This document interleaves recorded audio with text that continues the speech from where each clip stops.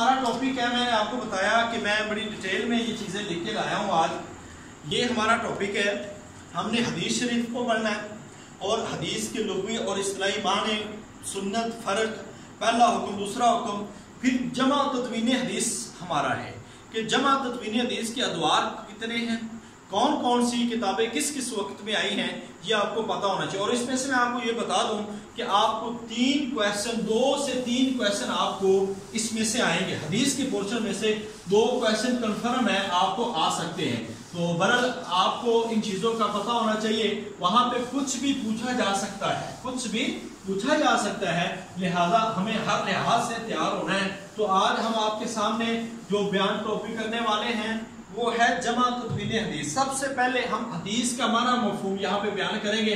ये सिर्फ आपको आते हैं, मगर हमने सिर्फ यहाँ पे डिस्कस करना है, आपको आते हैं। तो हदीस का लफ्ज़ी माना होता है गुफ्तगू, गुफ्तगू कहते हैं या नई चीज या नई बात, ये माना होता है हदीस का। इसको कहता है लुग़वी माना, लुगत में, ठीक है। एक माना होता है इस्लाम में। इस्लाम में सिंपल सी बात है कि हम पैगंबर अलैहिस्सलाम के कौल, फेल और अमल को या तकरीर को हम क्या कहते हैं, हदीस कहते हैं। इसकी 3 अक़साम हुई। नबी पाक सल्लल्लाहु अलैहि वसल्लम के कौल, फेल और अमल को हम क्या कहते हैं, हदीस कहते हैं। एक मिसाल है कौली, दूसरी है फेली, तीसरी है तकरीरी। अब ये तीनों हदीसें हैं, कौली, फेली, तकरीरी। कौली से मुराद नबी सल्लल्लाहु अलैहि वसल्लम का जिसमें कौल बयान किया जाए वो उस हदीस को हम क्या कहते हैं, हदीस कौली। जैसे इन्नमल अअमालु बिन्नियात, इन्नमल अअमालु बिन्नियात, ये वाली हदीस, ये कौली हदीस है। अब फेली हदीस है जिसमें नबी पाक सल्लल्लाहु अलैहि वसल्लम का अमल बयान किया जाए, जैसा कि नबी पाक सल्लल्लाहु अलैहि वसल्लम फरमाया सल्लू कमा रअयतुमूनी उसल्ली, अब ये हदीस है। अब तकरीरी हदीस से मुराद ये होता है कि जो काम आका अलैहिस्सलाम के सामने किया जाए और आका अलैहिस्सलाम ने उससे मना ना फरमाया हो। तो इसकी बहुत सारी मिसालें हैं। एक खाने की मिसाल है, कोई और काम करने की मिसाल है। अगर आका अलैहिस्सलाम ऐसे काम पे खामोश रहे तो ये भी हदीस है, क्योंकि पैगंबर अलैहिस्सलाम गलत बात पे कभी भी खामोश रह नहीं सकते। लिहाजा ये 3 किस्में। अगर आपको पेपर में सवाल आ जाता है कि हदीस की कितनी किस्में हैं, तो आपने वाज़ेह तौर पर ये लिख देना है कि हदीस की कितनी किस्में हैं, 4 किस्में हैं हदीस की। अब एक थोड़ी सी बात डिफरेंट है कि आपसे ये भी सवाल पूछा जा सकता है कि सुन्नत और हदीस में फर्क क्या है। फर्क कीजिए, या अगर अल्लाह पाक आपको इंटरव्यू में ले जाए इंशाअल्लाह, तो वहां पे भी ये सवाल हो सकता है कि सुन्नत और हदीस में फर्क क्या है। हदीस बात को कहते हैं और सुन्नत सिंपल से तरीकों को कहते हैं। अब सुन्नत का माना जो होता है ना, रास्ता, सुन्नत का माना रास्ता, तरीका, ठीक है, ये होता है सुन्नत का लुग़वी माना। और सुन्नत का इस्तिलाही माना क्या होता है, मामूलात, आदात और तौर तरीके जो पैगंबर अलैहिस्सलाम के होते हैं वो सारी की सारी सुन्नत कहलाते हैं। अब ये आपको चीजें पता होनी चाहिए हदीस के बारे में कि जनरल चीजें जो आपने बयान की।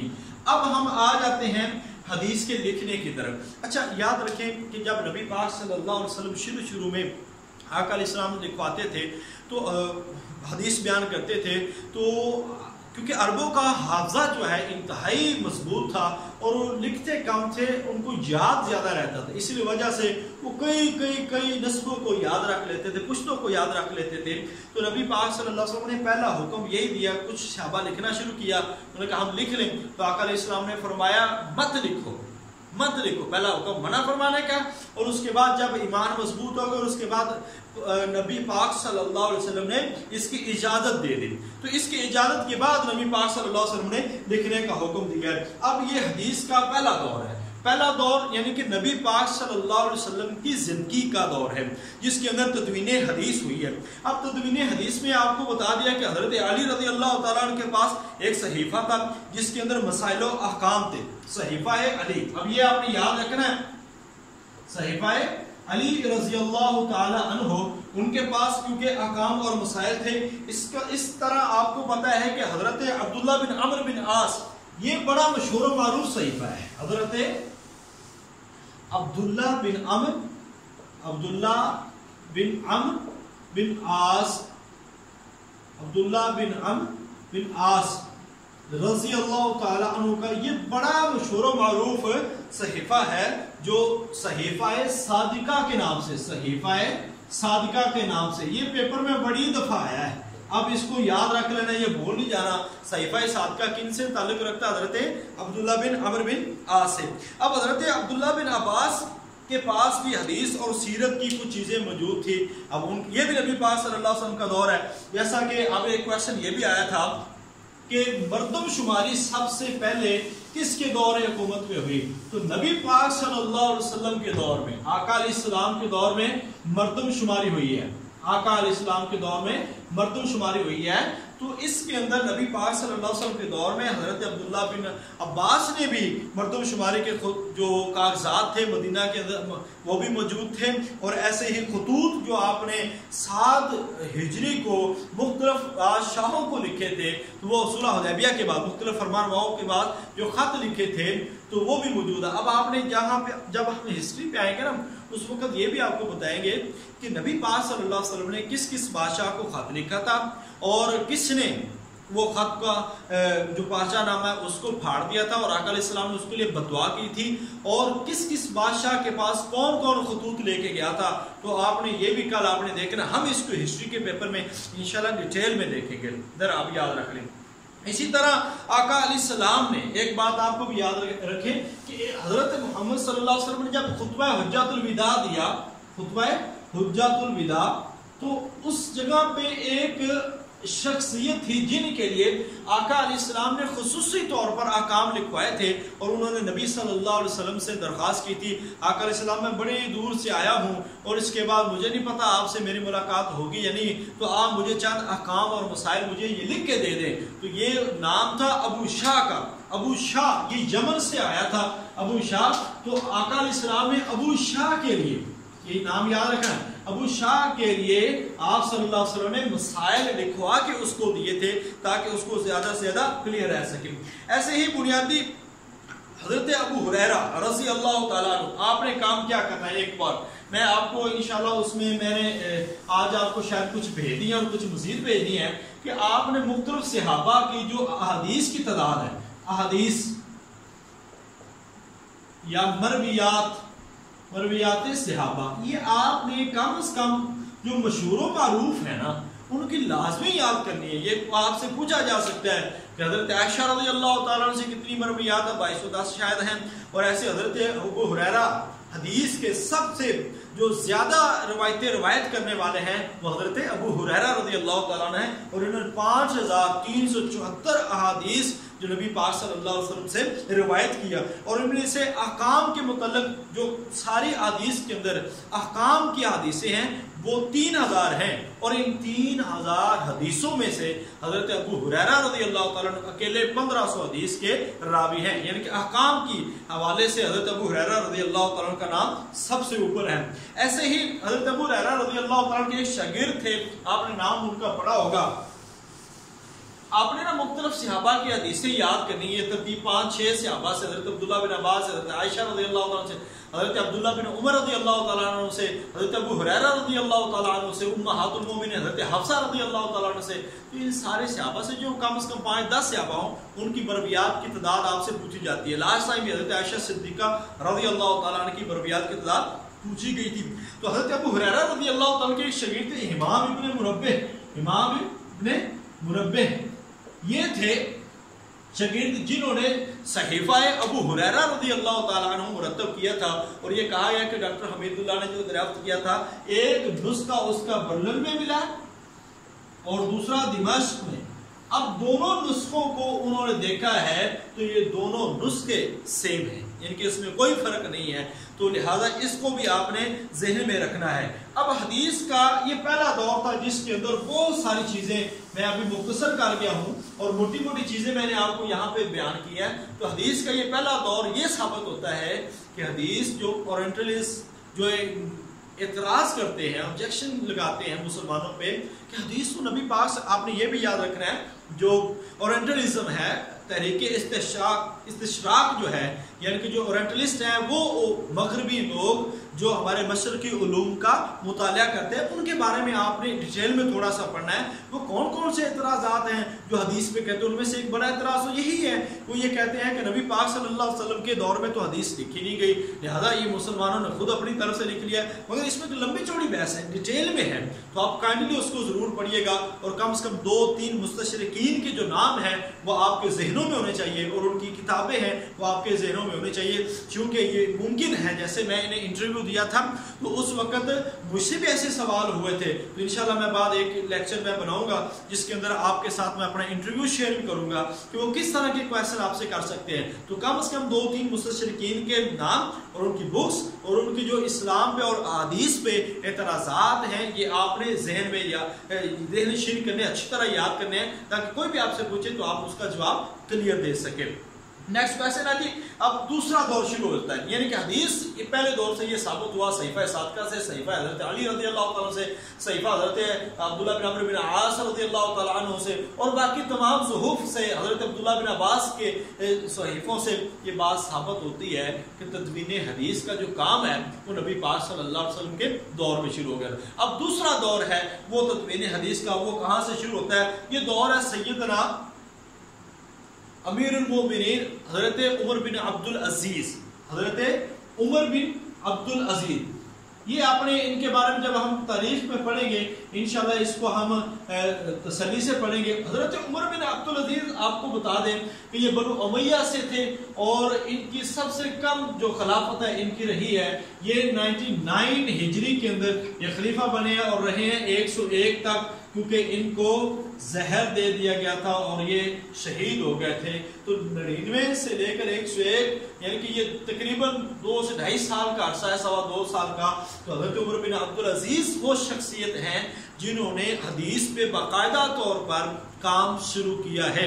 آپ نے حضرت عمر بن عبد العزیز نے مکہ کے اور مختلف سلطنت میں پھیلے ہوئے گورنروں کو یہ حکم دیا تھا کہ وہ نبی پاک صلی اللہ علیہ وسلم کی حدیثیں اکٹھی کریں, اور صحابہ کرام کو اور ان کے شاگردوں کو کہا کہ یہ حدیثوں کو مختلف مقامات سے ایک جگہ پہ اکٹھا کریں. اسی طرح مدینہ کے اندر امام زہری ہے, امام مقبول ہیں, یہ مختلف ائمہ نے اس وقت حدیث کو اکٹھا کیا. اور یہ وہ دور ہے جو سیدنا امام ابو حنیفہ رحمۃ اللہ علیہ, سیدنا امام شافعی رحمۃ اللہ علیہ, سیدنا امام سفیان ثوری رحمۃ اللہ علیہ, یعنی فقہ حنفی, مالکی, شافعی اور حنبلی یہ اسی دور سے تعلق رکھتی ہیں, جس کے اندر مختلف کتابیں بھی لکھی گئی ہیں. جن میں سے 2-3 کتابیں آپ کے سامنے, کیونکہ وہ پیپر میں بھی آتی ہیں تو آپ کے سامنے بیان کرنا مقصود ہے. ایک کتاب ہے جی بڑی مشہور و معروف, کتاب الاثار.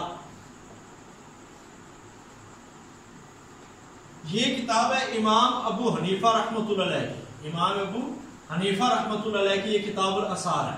دوسری کتاب ہے کتاب الام. یہ اگرچہ فقہ پہ کتاب ہے مگر بڑی پرانی کتاب ہے کتاب الام. یہ امام شافعی رحمۃ اللہ علیہ کی, یہ آپ نے یاد رکھنا ہے. اس کا تعلق, یہ بھی کویسچن پوچھا جا سکتا ہے کہ کتاب الاثار یا کتاب الام کا تعلق حدیث کے کس دور سے ہے, تو یہ آپ نے بتا دینا ہے کہ یہ حدیث کے دوسرے دور سے. اسے جامع الجامع ایک کتاب ہے, یہ سفیان ثوری رحمۃ اللہ علیہ کی, سفیان ثوری رحمۃ اللہ علیہ کی یہ کتاب ہے. اور ایسے ہی ایک ہے مسند, یہ عبداللہ بن مبارک رحمۃ اللہ علیہ کی ہے. ایسی کتاب زہد ہے, یہ بھی حضرت عبداللہ بن مبارک رضی اللہ تعالیٰ کی ہے. تو میں نے آپ کو یہ بتا دیا کہ اس وقت مختلف کتابیں لکھی گئی تھی. اب ایک اور لیکچر ہے, یہ بڑا ڈیٹیل میں لیکچر ہے, میرے خیال سے اس کو میں آپ کو شیئر کر دوں گا. تو باقی آج ہم تیسرے دور پہ ہم بات کرتے ہیں. تو تیسرے دور میں جو بڑی بڑی چیزیں ہیں یہ دوسرے دور سے تعلق رکھنے والی ہیں, اور تیسرا دور جو ہے یعنی کہ تیسری ہجری, تیسرا دور تعلق رکھتا ہے بڑی بڑی احادیث کی کتابوں میں سے. یعنی کہ یہ علم تھا علم حدیث کی پختگی کا, جس کے اندر محدثین کرام نے اصول و ضوابط بنائے, اسماء و رجال پہ کام ہوا, جرح و تعدیل پہ کام ہوا, اور جس کو حدیث کا ایک سنہری ترین دور کہا جاتا ہے یہ وہ دور ہے, یعنی کہ تیسرا دور, تیسری ہجری. اب یہ کویسچن عموماً پوچھا جاتا ہے کہ جو صحیح بخاری, کتب ستہ جتنی بھی ہے, سیاہ ستہ جو ہے, یہ کس دور سے تعلق رکھتی ہے؟ تو آپ نے یاد رکھنا ہے یہ دور ثالث ہے. حدیث کا جو سنہری دور ہے وہ دور ثالث ہے جس کے اندر حدیث پہ بہت زیادہ کام ہوا، حدیث پہ نہیں، متن پہ نہیں، بلکہ اسماء و رجال پہ بھی، یعنی کہ سند پہ بھی بہت زیادہ کام ہوا۔ اب ایک یہ ہوتا ہے، آپ نے یہ سوال لاسٹ ٹائم میں آیا، میں اس لیے آپ کو بتا رہا ہوں، یہ حدیث کا ہوتا ہے، میں فرق یہ لکھ رہا ہوں، ان ابراہیم وان ابو ہریرہ رضی اللہ تعالیٰ عنہ قال رسول اللہ صلی اللہ علیہ وسلم، فرق کیجئے، میں حدیث لکھ رہا ہوں، ٹھیک ہے، صلو کما رأیتمونی اصلی، یہ حدیث ہے۔ اب اس میں یہ پوچھا جاتا ہے کہ متن کیا ہے اور سند کیا ہے، ٹھیک ہے، اس حدیث میں متن کیا ہے، اب جہاں پہ جا کے سند ختم ہوتی ہے، یعنی کہ ان ابی ہریرہ ان قال ان عبداللہ عمرو بن عاص ان ابی ہریرہ فلاں فلاں راوی، راویوں کے نام جو ہوتے ہیں، جب تک نبی پاک صلی اللہ علیہ وسلم کا حکم نہیں شروع ہوتا، اس سے پیچھے پیچھے کیا ہوتی ہے، سند، یہ حدیث کی سند ہوتی ہے، ٹھیک ہے، اور جہاں پہ سند ختم ہوتی ہے اس کا اگلا حصہ متن حدیث سے تعلق رکھتا ہے، یہ یاد رکھنا ہے۔ اور بہت ساری تبدیلی جو ہے وہ متن کے اندر کی جاتی ہے، متن میں اندر لوگ تبدیلی کرتے ہیں تاکہ حدیث کے معنی مفہوم کو بدل دیں، تو یہ چیز بھی آپ نے یاد رکھنی ہے، چونکہ یہ بھی پیپر میں آپ سے پوچھا جا سکتا ہے۔ اس حدیث کے دور میں 6 کتابیں بڑی مشہور و معروف ہیں، جن کو ہم ایک لفظ میں سیاہ ستہ کہتے ہیں اور دوسرے لفظ میں ہم کتب ستہ کہتے ہیں۔ اب یہ سیاہ صحیح کی جمع ہے اور ستہ عربی میں 6 کو کہتے ہیں، ٹھیک ہے، کتب کتاب کی جمع اور ستہ 6 کو کہتے ہیں، یعنی کہ 6 صحیح ترین وہ کتابیں جو نبی پاک صلی اللہ علیہ وسلم کی حدیث کے حوالے سے سب سے معتبر سمجھی جاتی ہیں، یہ 6 کتابیں ہیں، جس کے اندر سب سے بڑا مقام جو ہے وہ امام بخاری ابو عبداللہ محمد بن اسماعیل بخاری رحمۃ اللہ علیہ کی جو کتاب ہے وہ بخاری شریف ہے، اس کو مقام حاصل ہے بخاری شریف۔ 20 منٹ کے ہو گئے۔ اچھا جی،